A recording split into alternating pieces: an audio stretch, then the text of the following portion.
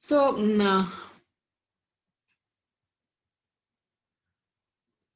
we stuck here somehow. So let's start with this purine analog topic.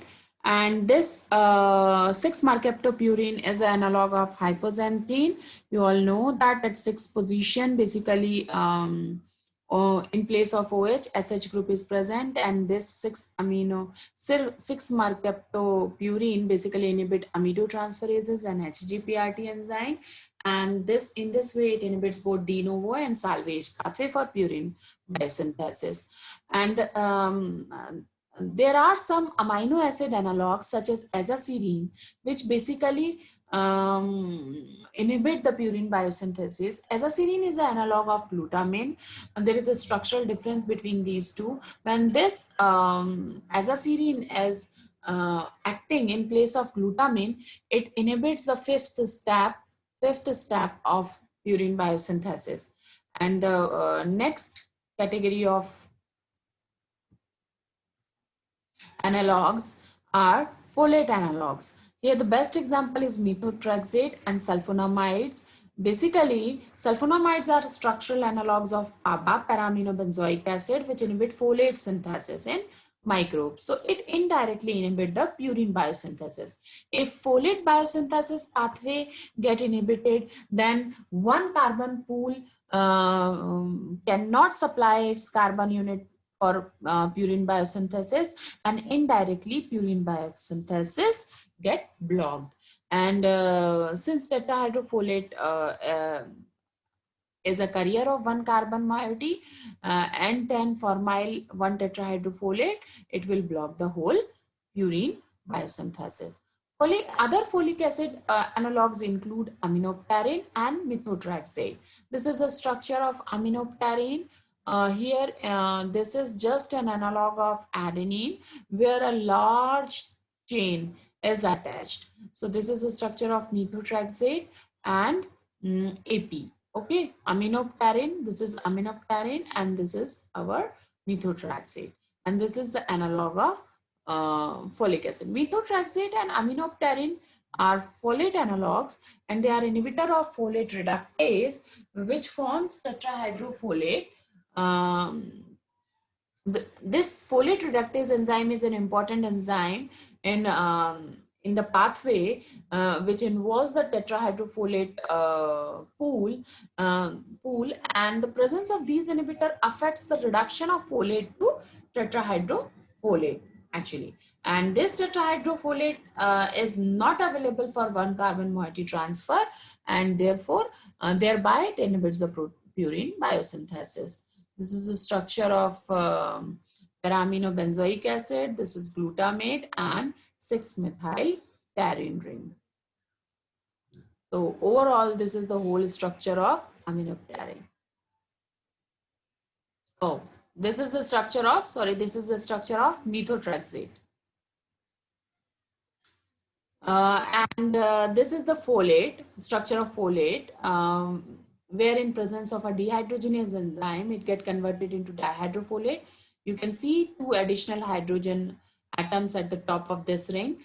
And then again, subsequent reaction is carried out by dihydrogenase, which transfers 2 protons from NADPH plus H positive to this dihydrofolate, and it will convert into tetrahydrofolate, which actually donates its 1 carbon unit to unit for purine biosynthesis. These are some examples how one can how and in what form 1 carbon pool supply 1 carbon unit in various types of reaction.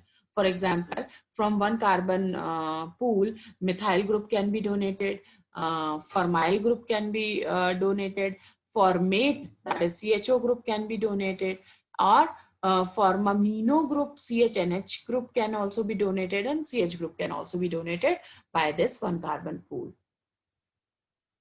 Okay, so de novo purine biosynthesis depends on folic acid compounds at step 4 and 10. So when step 4 and 10 get inhibited, in presence of inhibitors, whole purine biosynthesis get inhibited and cell growth and development is hampered. Okay, so remember this, And sulfonamides, they are much more effective antibacterial agents. Methotrexates and aminopterines, they are folic acid analogs, and they have been used as an chemotherapeutic agents. Again, the same structure. This is the structure of methotrexate, and this is the structure of aminopterin, which is also known as trimethopterin. Basically, when these compound binds to dihydrofolate reductase enzyme, they affect the affinity of dihydrofolate reductase, and they lowers the affinity for enzyme 1000 folds. Okay, and they basically catalyze the reaction in irreversible manner. So they are also known as irreversible inhibitor of dihydrofolate reductase enzyme.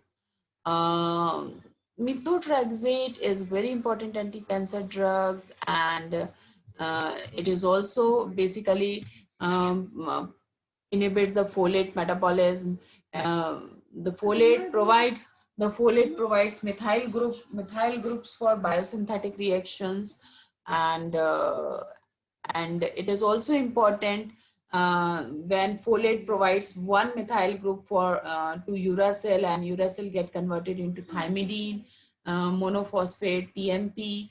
And if folate pathway get inhibited, TMP would not be produced, and if TMP is not produced, overall DNA synthesis cannot be happened. Okay, so basically methotrexate affects rapidly growing cells, and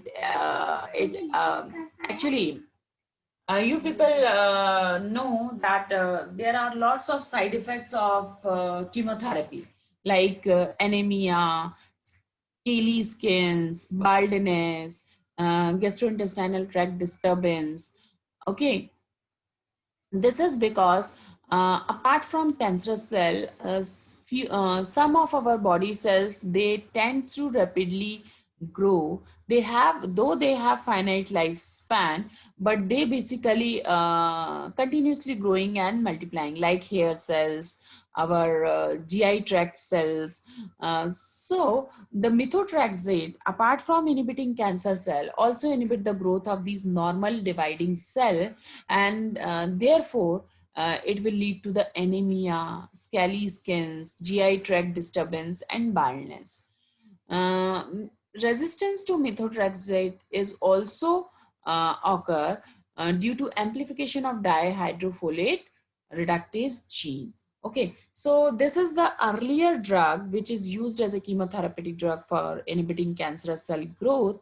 But nowadays, most of the cancerous cells, they develop resistance to this methotrexate, and lots of alternatives for this drug now available in the market for chemotherapy.